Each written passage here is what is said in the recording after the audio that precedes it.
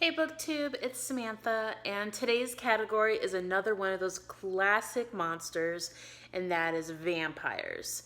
This is one of my favorite subgenres besides the haunted houses. I just love vampires. I just eat it up. So for me, there was a wide variety of books that I can think of relating to vampires. A really classic one is Interview with a Vampire by Anne Rice.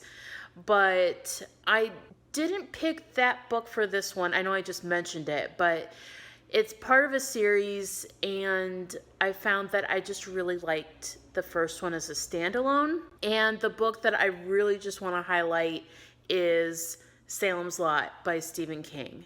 And I know Stephen King is really overhyped. If you don't want to do Stephen King, do Anne Rice, because Anne Rice is perfect. The thing about Anne Rice is that with her later books, there starts to be like this, it's not necessarily sexual tension, but like this romantic energy going on, which I don't find to be scary, so I felt like it didn't fit with the Vlogtober theme.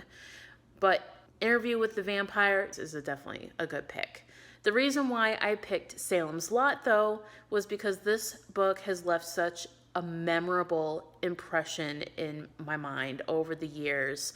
I also really love it because it does have that haunted house mythology where there's the Marston house in this town and everyone says that it's haunted and they hear all this stuff going on up there, and there's these guys dressed in black that go to the house every once in a while and no one really knows what's going on up there. And our main character is a writer and he's there to write about the Marston house, but while he's writing about the Marston house and doing some investigating, some of his own memories of the place start coming up for him, and he realizes there's more in the house than what people say there is. There is a lot of good scary moments in there.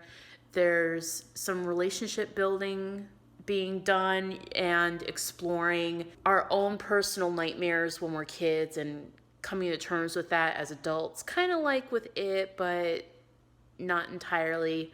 What I really love about this book too is the ending. I did not think that things would turn out the way they did at the end of this book. There's so many different things that I love about it, and I know it's a big monster. I know it's a chunker, but I loved every page of this book, and I felt like every page had its worth.